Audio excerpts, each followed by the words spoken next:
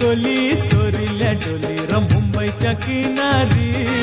अगं मारतीन कोली हानल्यान गोली ग चल जाऊ बाजारी